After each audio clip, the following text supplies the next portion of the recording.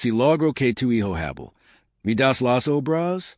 Alejandro Torres se detuvo en seco frente al restaurante más lujoso de la Ciudad de México. La niña que le había hablado no podía tener más de 9 años. El pelo negro y sucio le caía sobre los hombres. La ropa estaba rota en varios lugares y en los pies traía unos tenis aguerridos. ¿Qué de gist? Preguntó Alejandro, apretando instintivamente la mano de su hijo Nicolás. Tu niño nunca habla, ¿verdad?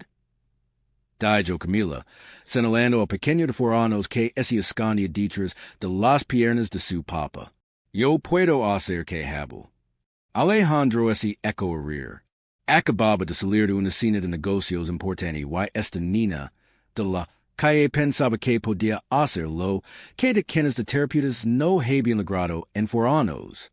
Niña, mi hijo tiene problemas muy seriosos. No es un juego.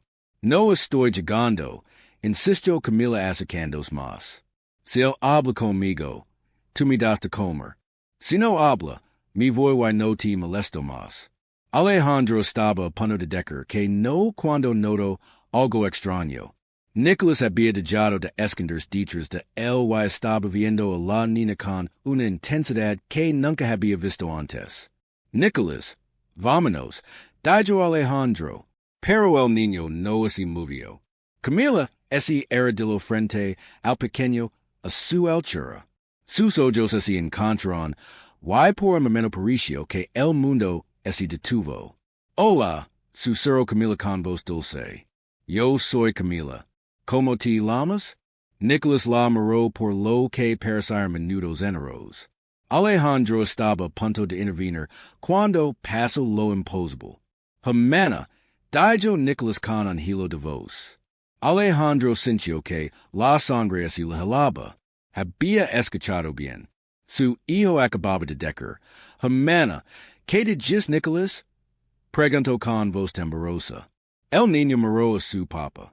Luego otra vez a Camila, Hermana, repitió más fuerte esta vez. Camila sonrió y le acarició la cara. Sí, soy tu hermanita. Alejandro no podía creer lo que estaba pasando. Nicolás nunca había dicho una palabra completa en toda su vida, y ahora estaba hablando con una perfecta desconocida como la conocía siempre. ¿Cómo es posible? Murmuró Alejandro. Entonces, ¿me das de comer? Preguntó Camila poniéndose de pie. Cumplí mi parte del trato. Alejandro la miró. Había algo en esa niña que lo perturbó profundamente. La forma en que Nicolás la miraba, esa conexión inmediata, la manera tan natural en que había logrado que hablara. ¿De dónde eres? Le preguntó. De aquí, de la ciudad. Pero mi mamá era de Brasil, respondió Camila con naturalidad. Siempre me decía que un día había encontrado mi familia verdadera. El corazón de Alejandro empezó a latir fuerte. Laura, el nombre le cruzó la mente como un rayo. Laura, la mujer brasileña que había amado 8 años atrás antes de casarse con Valeria. ¿Cómo es llamaba tu mamá? Laura Oliveira. Alejandro sintió que las piernas le temblaban. No podía ser casualidad. La hora había quedado embarazada.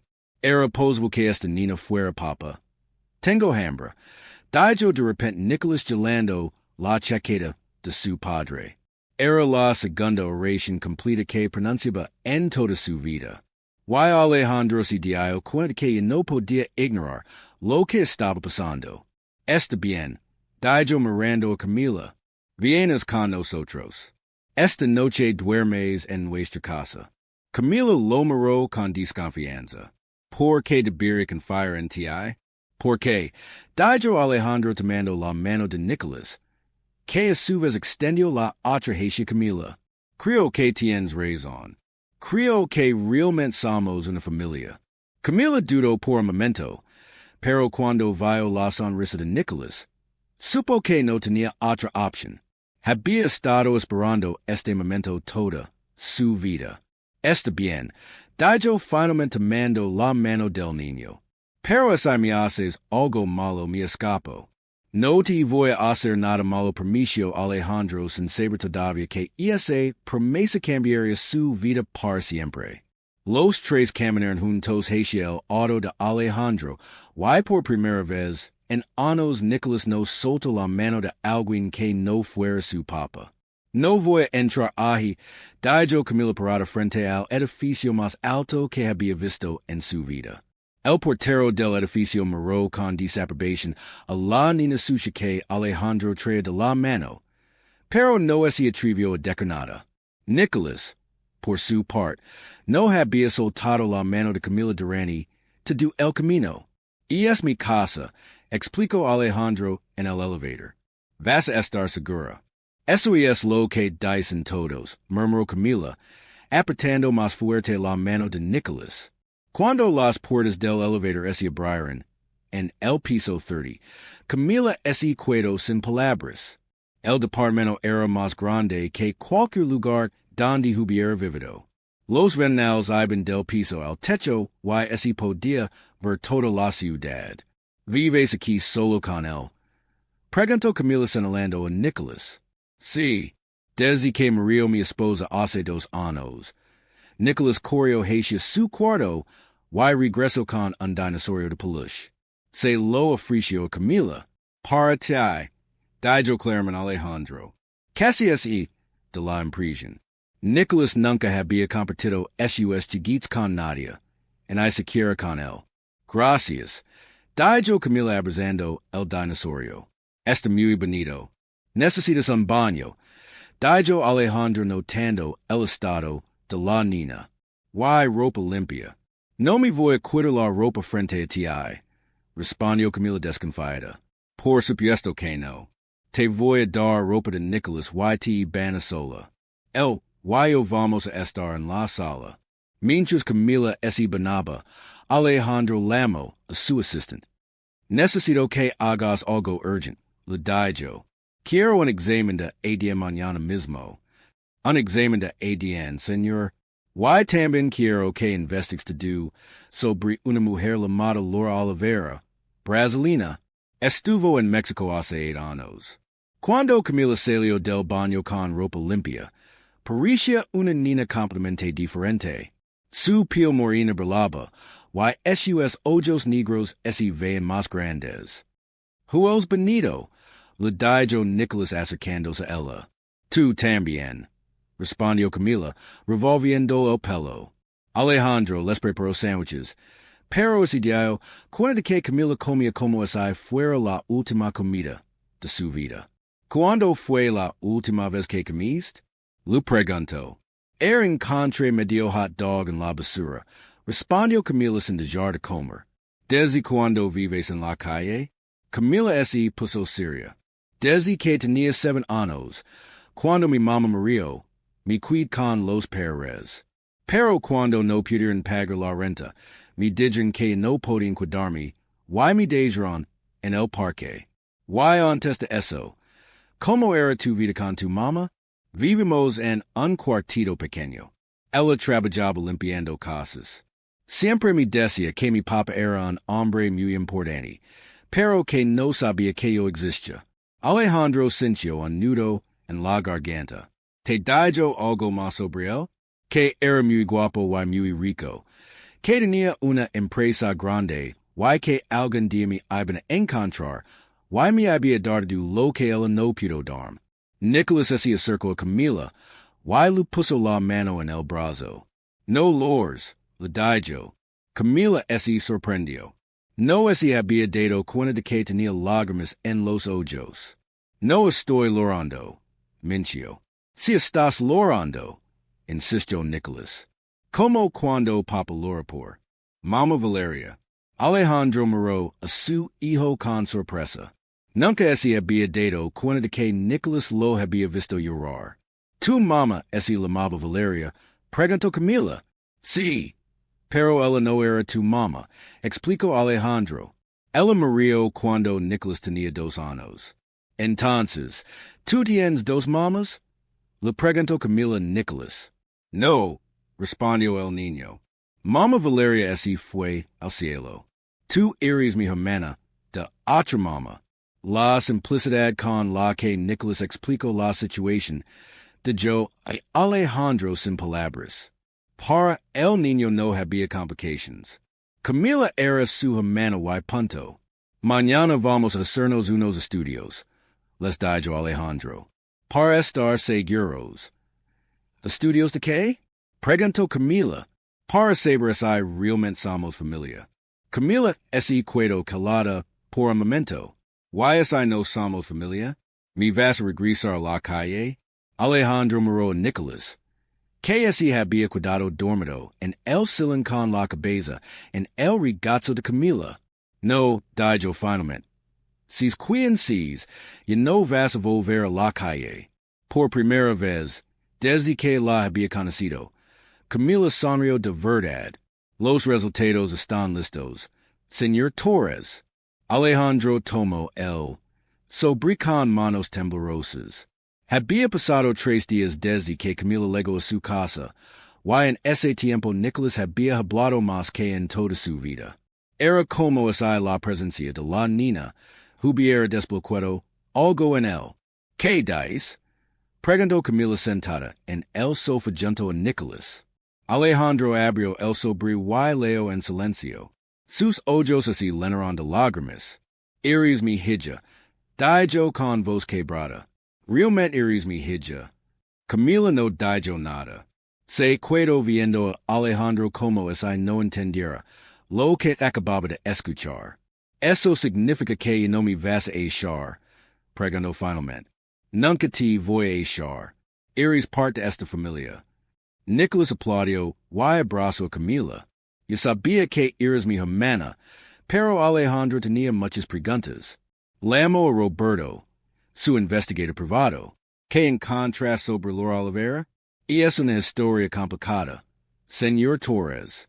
Laura trabajaba limpiando oficinas en el edificio donde usted tenía su empresa hace 8 años. Según los registros, intentó contactarlo varias veces cuando estaba embarazada. ¿Qué?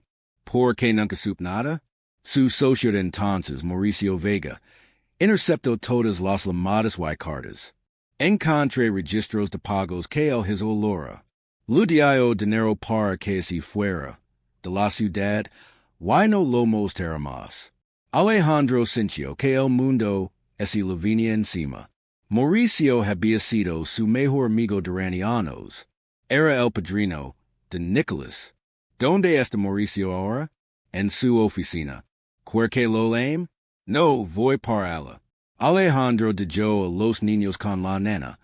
Y se dirigió a confrontar Mauricio. Lo encontró en su oficina revisando unos documentos. Hola, Alejandro. ¿Qué te trae por aquí? Laura Olivera. Dijo Alejandro directo al grano. El rostro de Mauricio cambió completamente. Ese puso pálido y empezó a jugar nerviosamente con su pluma. No sé de qué hablas. No me mientas, Mauricio. Sé que interceptes sus llamadas. Sé que le pagas para que se fuera. Mauricio suspiró y se hundió en su silla. Ibas a casar con Valeria. Tu carrera política estaba empezando. Un escándalo como ese te habría destruido. No era tu decisión que tomar, gritó Alejandro. Era mi hija. Tu hija. ¿Cómo sabes que era tuya y esa mujer? Pudo haber estado con cualquiera. Alejandro sacó los resultados del ADN y los envió sobre el escritorio. ¿Por qué acabó de hacer la prueba? Camila y es mi hija. Mauricio leyó los resultados y se quedó sin palabras. ¿Dónde está Laura ahora? Preguntó Alejandro. Murió hace 2 años. Cáncer. La niña se quedó con una familia que la terminó abandonando. Mi hija vivió en la calle por tu culpa. Por tu culpa. Alejandro, yo solo trataba de proteger. No me proteges. Destruyes la vida de mi hija. Alejandro se acercó al escritorio. Quiero que reúnas to do lo que tengas sobre Laura, cartas, grabations, to do. Y quiero que transfieras 5 millions de pesos a una cuenta que voy a abrir para Camila. 5 millions. Alejandro, Eso es lo mínimo que le debes y no lo haces. Voy a asegurarte que tu mundo sepa lo que hiciste. Mauricio sabía que no tenía opción. Está bien, lo voy a hacer. Cuando Alejandro regresó a casa, encontró a Camila y Nicolás llegando en el piso de la sala. Por primera vez ese día, cuenta de lo mucho que se parecen. Tenían los mismos ojos, la misma forma de sonreír. Papa, dijo Camila tímidamente. Era la primera vez que lo llamaba así. Sí, mi amor. ¿Puedo preguntar algo sobre mi mamá? Alejandro se sentó en el piso junto a ellos. Claro que sí. ¿La querías? Alejandro pensó en Laura. La recordaba como una mujer dulce y trabajadora. Habían tenido una relación breve, pero intensa. Sí, la quería mucho. Era una mujer muy especial. ¿Por qué no se casaron? Porque yo era muy joven y muy tonto. No sabía lo que realmente importaba en la vida. Camila sintió como esa entendiera perfectamente. ¿Y ahora qué voy a hacer? Preguntó. Alejandro abrazó a esos dos hijos. Ahora vamos a ser una familia de verdad. Los tres juntos. ¿Para siempre? Preguntó Nicolás. Para siempre. Promeció Alejandro sin saber que esa promesa pronto sería puesta a prueba. ¿Qué significa esto, Alejandro? Dona Elena, la madre de Valeria, entró al departamento como un huracán. Su rostro mostraba una mezcla de indignación y disgusto mientras miraba a Camila, que estaba sentada en el piso llegando con Nicolás. Hola, Elena, dijo Alejandro poniendo dos de pie. Te presento a Camila. Y es mi hija. ¿Tu hija? Elena casi gritó. ¿De qué estás hablando? Nicolás se acercó a su abuelo y le jaló la falda. Abuela, ella es mi hermana. Ese lama Camila y me enseñó a hablar mejor. Elena miró a Nicolás con sorpresa. Era cierto que el niño estaba hablando mucho más, pero eso no cambiaba nada. Alejandro, necesito hablar contigo solas. Lo que tengas que decir. Puedes decirlo aquí, no delante de esa niña. Camila levantó la vista desde el piso. Había escuchado ese tono de voz antes. Era el mismo que usaban las personas cuando no la querían cerca. Está bien. Dijo Camila poniendo de pie. Mejor me voy. No te vas a ningún lado. Dijo Alejandro firmemente. Esta es tu casa. Elena se acercó a Alejandro y bajó la voz, pero no lo suficiente, como para que Camila no pudiera escuchar. Esa niña es un error del pasado. No puede vivir aquí con Nicolás. ¿Por qué no? Preguntó Alejandro. Porque viene de la calle. ¿Quién sabe qué enfermedades puede tener? ¿Qué malos hábitos? No voy a permitir que contamine mi nieto. Camila sintió como si le hubieran dado una bofetada. Se dirigió hacia la puerta, pero Nicolás la detuvo. ¿A dónde vas? Le preguntó el niño. ¿A dónde no molesta nadie? Respondió Camila con lágrimas en los ojos. Pero si te vas, ¿quién me va a ayudar con las palabras difíciles? Elena continuó su ataque. Alejandro, piensa en la reputación de la familia. ¿Qué van a decir en la empresa cuando sepan que tienes una hija bastarda? Elena gritó a Alejandro. No te permito que hables así de Camila. Y es la verdad. Y esa niña es producto de una aventura. Valeria debe estar revolcándose en su tumba. Camila no pudo más. Tien razón, dijo con voz temblorosa. Yo no debería estar aquí. Soy solo una niña de la calle que no sirve para nada. Eso no es cierto, dijo Nicolás abrazando a su hermana. Si es cierto, insistió Camila. Siempre me lo dicen los padres, que era una carga que nadie me había querido nunca. Alejandro se puso furioso. Se acercó a Elena con los ojos linos de IRA. Sal mi casa ahora mismo.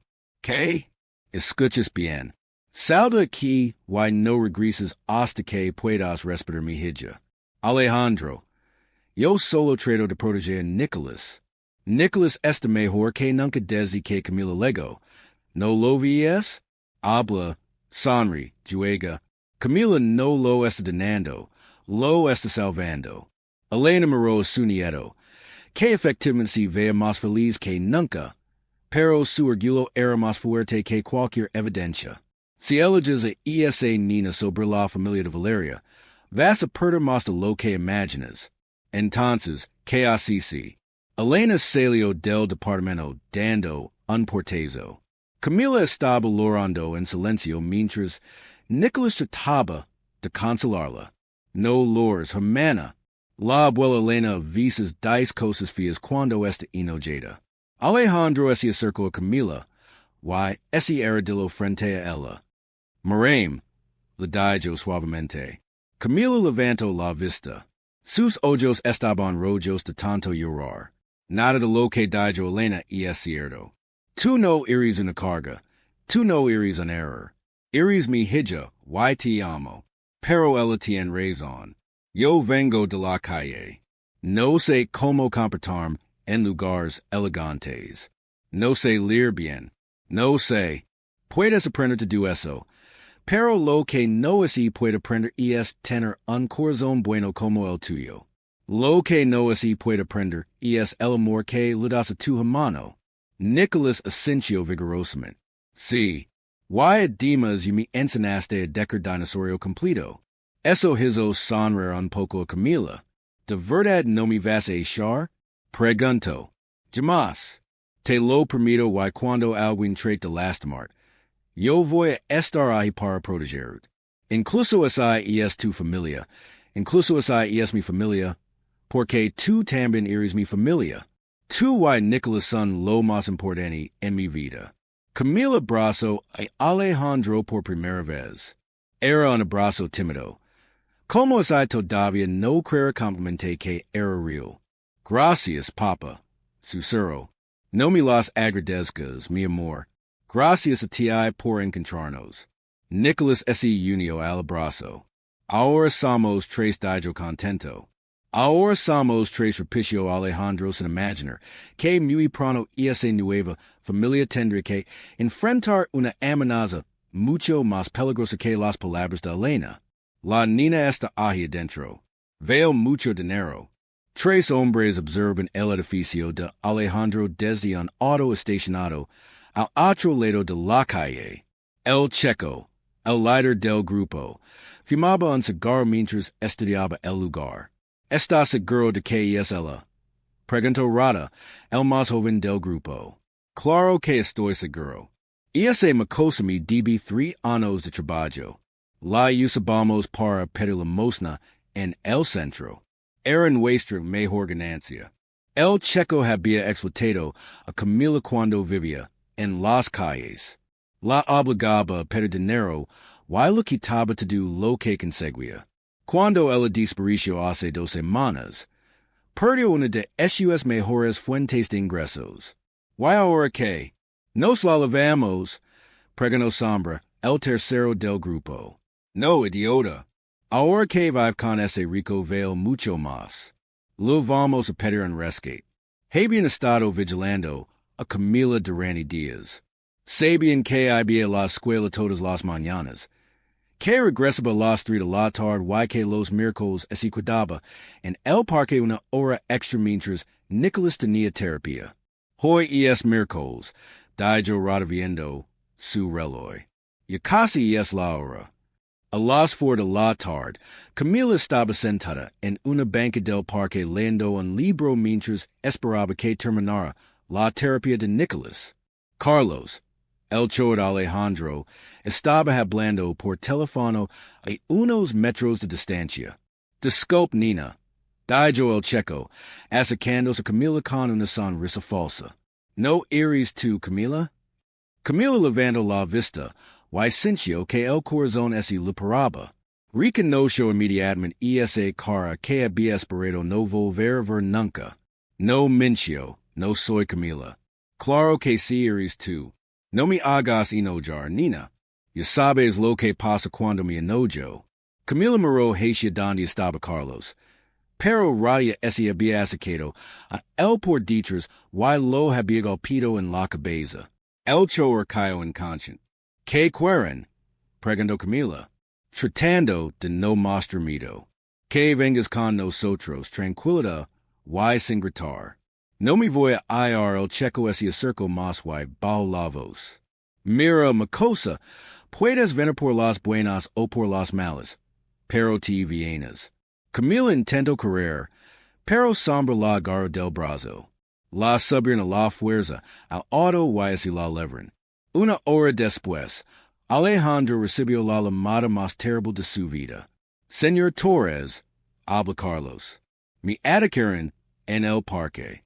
Se levran a Camila. Alejandro sintió que el mundo se le venía encima. ¿Cómo que se la levran? ¿Quién? Eran tres hombres. Uno de ellos conocía a la Niña. La llamó por su nombre. Alejandro colgó y inmediatamente llamó a su equipo de seguridad. Mientras tanto, su teléfono sonó con un número desconocido. Aló, señor Torres. Tenemos a su hija. ¿Quién habla? Alguien que conoce muy bien a Camila. Y esa niña nos debe mucho dinero del tiempo que trabajó para nosotros. ¿Cuánto quieren? 2 millones de pesos.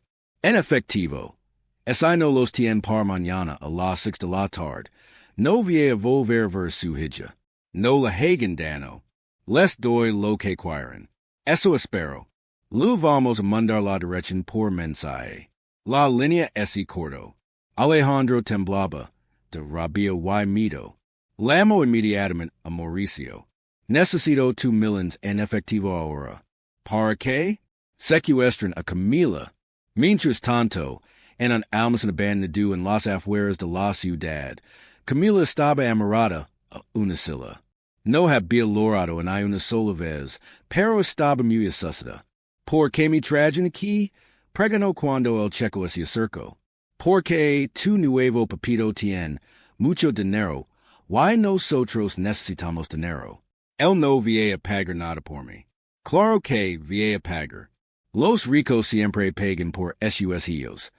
Pero yo no soy como sus otros hijos. Yo vengo de la calle. El checo es río. Pues entonces espero que tengas razón y no pague. Porque esa no paga. Te vamos a regresar tu vida de antes.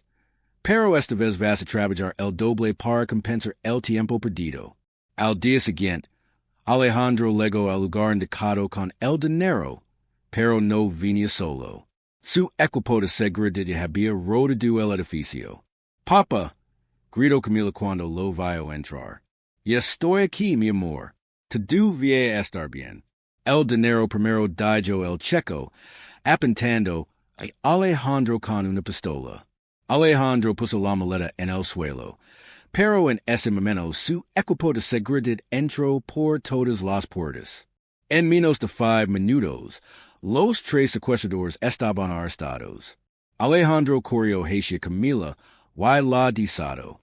Ella se abrazó a él y por primera vez loro de verdad. Pensé que no ibas a venir. Soy lozo. Siempre voy a venir por ti. Siempre. Pero, why? ¿Esa no tenías el dinero? Habría vendido todo lo que tengo. Tú vales más que cualquier cantidad de dinero. En ese momento, Camila entendió por primera vez en su vida lo que significaba tener una familia de verdad. No quiero volver a ese edificio. Dijo Camila mientras Alejandro manejaba. De regreso a casa después del rescate. ¿Por qué no, mi amor? Porque ellos saben dónde vivo. Van a regresar por mí. Alejandro miró a su hija por el espejo retrovisor. Tenía razón. El departamento ya no era seguro para ninguno de los 2 niños. Tienes razón. Vamos a buscar una casa nueva. ¿Una casa de verdad? Preguntó Camila con los ojos brillando. Una casa de verdad, con jardín, con cuartos grandes y con la mejor seguridad de toda la ciudad. 3 días después, Alejandro encontró la casa perfecta en Las Lomas, uno de los barrios más exclusivos y seguros de la ciudad. Era una casa de 2 pisos con un jardín enorme, Cinco recamaras y un sistema de seguridad que incluía camaras y guardias. Las 24 horas. Esta vía ser nuestra casa, preguntó Nicholas Bajandos del auto. Sí, pero solo a les gusta. Camila ese quedo parada, en la entrada sin poder creer lo que vea. La casa era más grande que el edificio donde había vivido con su mamá. Y es muy grande, dijo timidamente. Por eso y es perfecta. Cada uno viene tener su propio cuarto, y viene sobre espacio para jugar. Entraron a la casa, y los niños corrieron por todos lados explorando cada rincón. Camila se detuvo frente a una de las recamaras del segundo piso. ¿Este puede ser mi cuarto?, preguntó. Por supuesto, y es el que tiene la mejor vista al jardín. Camila entró al cuarto y se sentó en el piso junto a la ventana. Desde ahí podía ver el jardín con sus árboles grandes y sus flores de colores. Nunca había tenido un cuarto solo para mí, dijo. Pues ahora lo tienes y vamos a decorarlo como tú quieras. Puedo poner fotos de mi mamá. Puedes poner lo que quieras. Y esa misma tarde fueron de compras. Alejandro llevó a los niños a la tienda de muebles más grande de la ciudad. Escuch lo que te gusta. Le dijo a Camila, pero ella se quedó parada sin saber qué hacer. Había tantas opciones que no sabía por dónde empezar. No sé qué escoger, admitió. ¿Cuál es tu color favorito? El azul como el cielo. Entonces vamos a buscar cosas azules. Escoger una cama azul con estrellas doradas. Un escritorio blanco donde Camila podía hacer la tarea. Y una librería grande para todos los libros que había leer. ¿También puedo tener chiquitos?, preguntó timidamente. Todos los chiquitos que quieras. Nicholas, que había estado escuchando, jaló a Camila de la mano. Ven, te voy a enseñar los mejores chiquitos. Los dos niños corrieron hacia la sección de chiquitos, mientras Alejandro los seguía sonriendo. Ver sus hijos felices era lo único que importaba. Cuando llegaron a la casa nueva, había una sorpresa esperando. Dona Elena estaba parada en la entrada con varias bolsas en las manos. Hola, Alejandro, dijo con voz tímida. Elena, ¿qué haces aquí? Vine a disculparme y a conocer mejor mi nieta. Camila se escondió detrás de Alejandro. No había olvidado las palabras crueles que Elena había dicho. Camila dijo Elena acercándose lentamente. Sé que la otra vez dije cosas muy feas. No estaba bien mi parte. Camila no respondió, pero tampoco se alejó más. Traje algunas cosas para ti. Continuó Elena mostrando las bolsas, ropa, libros y también algunas cosas que fueron de Valeria cuando era niña. ¿Cosas de la mamá de Nicholas?, preguntó Camila con curiosidad. Sí, pensé que te gustaría tenerlas. Elena sacó una caja de música en forma de bailarina. Cuando la abrió, empezó a sonar una melodía suave. Valeria la adoraba cuando tenía tu edad, explicó Elena. Camila tomó la caja de música con cuidado, como si fuera lo más frágil del mundo. De verdad puedo cuidármela. Y es tuya. Gracias, abuela Elena. Fue la primera vez que Camila la llamó abuela, y Elena sintió que le llenaban los ojos de lágrimas. Y esa noche, después de instalar todas las cosas nuevas, Alejandro arropó a sus dos hijos en sus nuevas camas. Papá, dijo Camila desde su cama nueva. Sí, mi amor, esto es real, me voy a despedir, y voy a estar otra vez en la calle. Alejandro se acercó, y le dio un beso en la frente. Y es completamente real. Esta es tu casa, esta es tu familia, y nadie te la va a quitar nunca. ¿Lo permites? Te lo permito. Camila abrazó la caja de música y cerró los ojos. Por primera vez en su vida, se durmió sintiendo que pertenecía a algún lugar. En el cuarto de al lado, Nicholas estaba dormido con una gran sonrisa en la cara, abrazando el dinosaurio que había compartido con su hermana el primer día. Alejandro ese cuedo viendo sus dos hijos dormir. Why supo que había tomado la mejor decisión de su vida. Quiero que conozcas algo muy importante. Lo dijo Alejandro Camila un sábado por la mañana. Habían pasado 2 meses desde que ese mudaron a la casa nueva. Camila iba a la escuela todos los días. Tenía amigas y Nicholas hablaba tanto que a veces no paraba en para respirar. ¿Quién es? Preguntó Camila mientras dice una bacán Nicholas. Tu mamá. Camila dejó de comer. Y miró a su papa con confusión. Pero mi mamá está muerta. Lo sé, mi amor, pero quiero llevar a visitarla al cementerio. Camila se quedó calada por un momento. Nunca había ido al cementerio donde estaba enterrada Laura. Los padres le habían dicho que no tenían dinero para llevarla. Nicholas también veía venir si tú quieres que venga. Sí, quiero, dijo Camila. Quiero que conozca mi mamá. Una hora después, los tres estaban parados frente a la tumba de Laura Olivera. Era una lápida en silicón solo su nombre y las fechas de nacimiento y muerte. Hola, mamá, dijo Camila con voz temblorosa. Te traje mi nueva familia. Alejandro se era dirigido a la tumba y puso flores frescas que había comprado en el camino. Laura, dijo con voz suave. Siendo mucho no haber estado aquí antes. Siendo no haber sábado de Camila. Si hubiera sábado, ese libro la voz y no pudo continuar.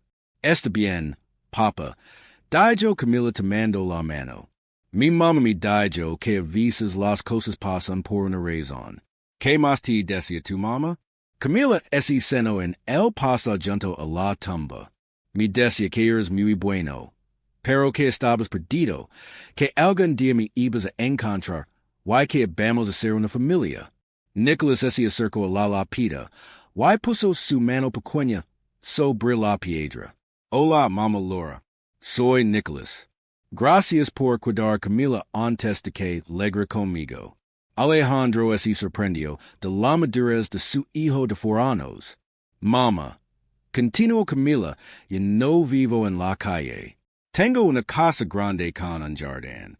Voy a la escuela y tengo un hermano que me quiere mucho. Papa cumplió tu promesa. ¿Qué promesa? Preguntó Alejandro. Que algún día me había dado lo que tú no pudiste darme. Pero te equivocaste en algo, mamá. ¿En qué? Tú sí me diste me diste amor. Me enseñaste a ser fuerte y me preparaste para encontrar mi familia. Eso es lo que necesitaba. Alejandro sintió que ese lo llenaban los ojos de lágrimas. Se acercó a Camila y la abrazó. Tu mamá estaría muy orgullosa de ti. ¿Tú crees? Estoy seguro. Eres exactamente como ella. Fuerte, valiente y con un corazón enorme. Nicholas se acercó a ellos. ¿Puedo decir algo más a mamá Laura? Claro que sí, mamá Laura. Yo no tuve mamá mucho tiempo, pero ahora Camila me da como si fuera mi mamá, y mi hermana al mismo tiempo, y papi no está triste como antes. Alejandro miró a su hijo con sorpresa. No se había dado cuenta de que Nicholas había nada de su tristeza todos estos años. Yo estaba triste. Sí, papa, desde que así fue mamá Valeria. Siempre estabas triste. Pero desde que legó Camila, sonríes otra vez. Era cierto.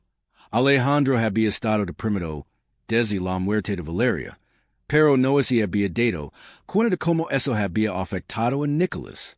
¿Y ahora cómo me ves? Preguntó Alejandro. Ahora eres el mejor papa del mundo, porque tienes tiempo para jugar conmigo y con Camila. Camila se acercó a la lápida y puso su mano sobre el nombre de su madre. Mamá, te prometo que voy a cuidar papa y Nicholas y que nunca voy a olvidar de lo que me enseñaste. Y yo te prometo, dijo Alejandro también, poniendo su mano sobre la lápida, que voy a cuidar nuestra hija como tú habrías querido, que nunca le voy a faltar amor ni protección. Y yo prometo, dijo Nicholas, uniéndose ellos, que siempre voy a ser el mejor hermano del mundo para Camila. Los tres así quedaron en silencio por unos minutos, siendo una paz que ninguno había experimentado antes. ¿Podemos venir visitarla otra vez? Preguntó Camila. ¿Podemos venir todas las veces que quieras? ¿Why podemos traer flores cada vez? Las flores más bonitas que encontremos. ¿Cuándo es la vendrán para Camila esi volteó una última vez hacia la tumba. Adiós, mamá. Y no te preocupes por mí. Encontré mi familia. En el camino de regreso a casa, Nicholas esi quedó dormido en el asiento trasero. Camila miró por la ventana. Why de repente habló. Papa, ¿puedo preguntar algo? Lo que quieras. ¿Crees que mi mamá, why la mamá de Nicholas esi conocen en el cielo? Alejandro sonrió. Estoy seguro de que son muy buenas amigas. Yo también lo creo. Porque las dos nos dieron la mejor familia del mundo. Papa, ¿por qué hay niños durmiendo en la calle? Alejandro miró por la ventana del auto donde Nicholas cenaba. Estaban regresando de la escuela cuando vieron a varios niños pidiendo dinero en un semáforo. ¿Por qué no tienen familia que los suelta como yo no tenía antes? Respondió Camila desde el asiento de atrás. Pero eso está mal, dijo Nicholas con el sino fruncido. Todos los niños deberían tener casa y comida. Alejandro así quedó pensativo. En los últimos meses había estado tan concentrado en su nueva familia que no había pensado en todos los otros niños como Camila, que seguían en las calles. Tienen razón, dijo. Finalmente, tenemos que hacer algo. Y esa noche, después de casar los niños, Alejandro así quedó despierto pensando. Tenía dinero, tenía recursos, tenía connections. ¿Por qué no usar todo eso para ayudar? A la mañana siguiente llamó a su assistant. Quiero crear una fundación, lo dijo, para niños de la calle y para niños con problemas de habla. ¿Cómo tenía Nicholas? Una fundación, señor. Sí. Quiero que busques el mejor equipo de abogados para establecerlo legalmente, y también quiero que encuentres especialistas en trabajo social y terapeutas de lenguaje. Cuando llego a casa esa noche, les conto a los niños sobre su idea. ¿Vamos a ayudar a otros niños como yo? Preguntó Camila emocionada. Exactamente. Y también vamos a ayudar a niños como era Nicholas antes, que tienen dificultades para hablar. Yo quiero ayudar, gritó Nicholas saltando en el sofá. Ustedes dos van a ser parte muy importante de la fundación. Camila, tú conoces mejor que nadie lo que necesitan los niños de la calle. Y Nicholas, tú puedes ayudar a otros niños que no pueden hablar bien. 3 meses después, la Fundación Esperanza abrió sus puertas. Era un edificio grande con dormitorios para niños que necesitaban un lugar donde cuidarse, salones de terapia para niños con problemas de habla y una escuela donde podían estudiar. ¿Estás nerviosa? Le preguntó Alejandro Camila mientras se acercaban al edificio el día de la inauguración. Un poquito. ¿Why es no les caigo bien a los otros niños? Imposible. Tú tienes algo que ningún adulto puede tener. ¿Que entiendes por lo que están pasando? Porque tú pases por lo mismo. Cuando entraron al edificio había más de 20 niños de diferentes edades. Algunos venían de las calles, otros tenían problemas para hablar, y algunos tenían ambos problemas. Hola, dijo Camila timidamente cuando se acercó al grupo de niños. Yo soy Camila. ¿Tú también vives aquí? Preguntó una niña de unos 8 años. No, yo tengo casa, pero antes vivía en la calle como algunos de ustedes. Los niños la miraron con interés. No todos los días conocen a alguien que había pasado por lo mismo que ellos y ahora tenía una familia. ¿Y cómo consigues familia? Preguntó un niño de unos 10 años. Fue una casualidad. Pero lo importante no es cómo la consigue, sino que ustedes también la van a conseguir. ¿Cómo sabes? Porque ahora tienen gente que se preocupa por ustedes y porque van a aprender lo que necesitan para tener una vida mejor. Mientras tanto, Nicholas estaba en el salón de terapia hablando con un niño 5 años que no había dicho en hay una palabra desde que llegó. Yo tampoco podía hablar antes. Le dijo Nicholas entonces junto a él. ¿Quieres que te enseñe algunos trucos? El niño asintió con la cabeza. Primero tienes que respirando. Así. Nicholas tomó una respiración profunda. Luego dices la primera, letra muy despacito. Como si fuera un susurro. Durante las siguientes horas, Camila y Nicholas trabajaron con diferentes niños. Camila les contó sobre su experiencia en las calles y cómo había logrado sobrevivir. Les enseñó trucos para encontrar comida, lugares seguros para dormir y, sobre todo, cómo mantener la esperanza. Nicholas, por su parte, trabajó con los terapeutas ayudando a otros niños a pronunciar palabras difíciles. Tenía una paciencia infinita y una forma especial de conectar con ellos. ¿Cómo se sienten? Les preguntó Alejandro a sus hijos en el camino a casa. Me siento útil, dijo Camila. Por primera vez en mi vida siento que puedo ayudar a alguien más. Ay, why yo me siento importante, Nadio Nicholas. Porque puedo enseñarles a hablar como me enseñaste tú. Camila, ¿saben que es lo mejor de todo esto? Preguntó Alejandro. ¿Qué? Que ustedes dos me enseñan que la mejor forma de ser feliz es hacer felices a otros. Y esa noche, Alejandro recibió una llamada de la directora de la fundación. Señor Torres, tengo que contar algo increíble. ¿Qué pasó? El niño que estaba trabajando con Nicholas hoy dijo su primera palabra. Dijo gracias. Cuando Nicholas estaba yendo, Alejandro sonrió. Why, Camila, ¿cómo lo hizo? Fue asombrosa. Los niños se conectaron con ella inmediatamente. Creo que viene ser una parte fundamental de este proyecto. Cuando Alejandro colgó, ese dijo cuando que sus hijos no solo habían cambiado su vida, sino que ahora estaban cambiando las vidas de muchos otros niños. 6 meses después, la Fundación Esperanza se había convertido en el hogar templo de más de 50 niños. 12 de ellos ya habían sido adoptados por familias amorosas, y 20 más habían logrado grandes avances en sus terapias de lenguaje. Papa, mira lo que haces, dijo Camila Corino hacia Alejandro con un papel en las manos. Era un sábado por la tarde, y estaban en el jardín de su casa. Alejandro estaba podando las rosas, mientras Nicholas llegaba con su pelota de fútbol. ¿Qué es? Preguntó Alejandro limpiando las manos en el panelón. Y es mi proyecto para la escuela. Tengo que escribir sobre mi héroe. Alejandro tomó el papel y empezó a leer en voz alta. Mi héroe es mi mamá Laura. Ella me enseñó a ser fuerte cuando todo era difícil. Me enseñó que siempre hay que tener esperanza, incluso cuando parece que no hay ninguna. Gracias a ella encontré mi papá y mi hermano y ahora puedo ayudar a otros niños como yo. Está hermoso, mi amor.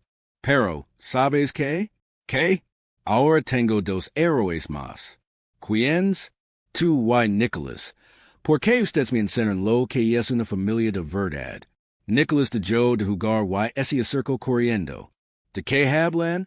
Camila escribió sobre su mamá Laura. ¿Puedo escribir también algo? ¿Sobre qué quieres escribir?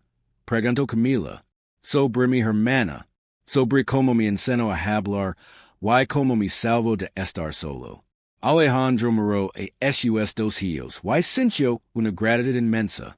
Hacia un año su vida había sido completamente diferente. Nicholas apenas hablaba. Él estaba deprimido la mayor parte del tiempo y no tenía idea de que tenía una hija viviendo en las calles. ¿Saben qué día es mañana? Les preguntó. Domingo, respondió Nicholas. Sí, pero también es el aniversario de cuando nos conocemos. Hace exactamente un ano que Camila me pidió las obras del restaurante. ¿En serios? Preguntó Camila sorprendida. Ha pasado tanto tiempo. Un ano completo y miren to do lo que ha cambiado. Era cierto. En 12 meses habían formado una familia. Creado una fundación. Ayudado a docenas de niños. Y así habían convertido en las personas que siempre habían estado destinadas a ser. ¿Podemos celebrar? Preguntó Nicholas. ¿Cómo quieren celebrar? Visitando a Mama Laura, dijo Camila. Y luego yendo a la fundación a ver a los niños. Me parece perfecto. Al día siguiente, los tres se dirigieron al cementerio con un ramo de flores frescas y una foto nueva de la familia. Hola, mamá, dijo Camila poniendo dos de rodillas frente a la tumba. Vine a contarte como vi to do. Puso la foto junto a las flores. En la imagen se ven los tres sonriendo en el jardín de su casa. Papi no está triste nunca. Nicholas habla tanto que a veces tengo que pedir que se calle un ratito para poder pensar. Dijo riendos. Yo soy feliz, mamá, muy feliz. Laura, dijo Alejandro, tu hija es extraordinaria. Está ayudando a otros niños todos los días. Les de esperanza como tú esi la dista ella. Yo leo superb. Anadio Nicholas. Camila me está enseñando libros de dinosaurios. Después del cementerio fueron a la fundación. Cuando llegaron, los niños corrieron hacia ellos emocionados. Camila, Nicholas, gritaron varios al mismo tiempo. Tenemos buenas noticias. Dijo la directora acercándose a Alejandro. Ana y Roberto fueron adoptados. Por una familia maravillosa. Y Luis ya puede declaraciones completas. Esas son noticias increíbles, respondió Alejandro. Camila se acercó a un grupo de niños nuevos que acababan de llegar esa semana. Hola, les dijo con una sonrisa. Sé que todo esto es nuevo y temido, pero quiero que sepan algo muy importante. Los niños la miraron con atención. Ustedes no están solos. Nunca más van a estar solos. Aquí hay gente que se preocupa por ustedes. Que los vi a cuidar y que los vi a ayudar a encontrar una familia. ¿Cómo sabes? Preguntó una niña pequeña. Porque yo estuve donde ustedes están. Y miren donde estoy ahora sonolo hacia donde estaban Alejandro y Nicholas, que estaban jugando fútbol con otros niños. Esa es mi familia y ustedes también van a tener la suya. Al final del día, mientras regresaban a casa, Nicholas se quedó dormido en el asiento trasero del auto. Camila miraba por la ventana el atardecer. ¿En qué piensas? Le preguntó Alejandro en que mi mamá tenía razón. ¿Sobre qué? Siempre me decía que todo pasa por una razón. Que tuve que pesar por todo lo malo para poder apreciar lo bueno. ¿Y qué opinas tú? Que si no hubiera vivido en la calle, nunca habría sabido lo que realmente importa. Y nunca podría ayudar a otros niños como yo. Alejandro sonrió. Eres una niña muy sabia. Lo aprendí de la mejor maestra. Tu mamá, mi mamá y mi familia nueva. Cuando llegaron a casa, Alejandro cargó a Nicholas dormido y Camila abrió la puerta. Al entrar, ella se volteó hacia su papá. Papa, sí, mi amor. Gracias por cumplir tu promesa. ¿Qué promesa?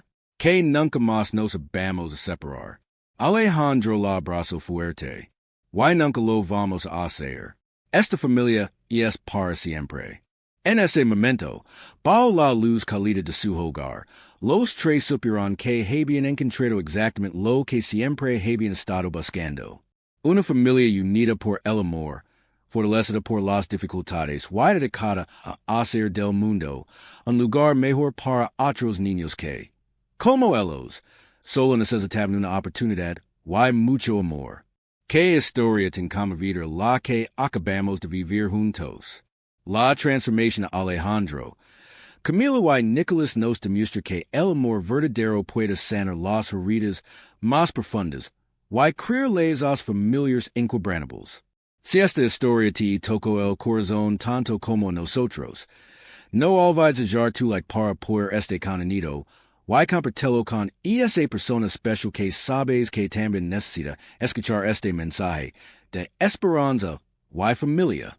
Cada historia que comparamos aquí es del deseo de conectar corazones y recordarnos que siempre hay una segunda oportunidad para el amor.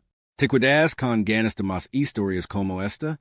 Suscribe al canal y activa la campanita para no perder ninguna de nuestras emotivas narrativas. Nos encanta saber que tenemos una comunidad tan hermosa que nos acompaña desde diferentes rincones del mundo. Por eso queremos conocerte mejor. ¿Desde qué país nos estás viendo? Cuéntanos en los comentarios de dónde eres y qué fue lo que más te gustó de la historia de Camila, Alejandro y Nicholas. Tu participación hace que esta familia digital crezca cada día más.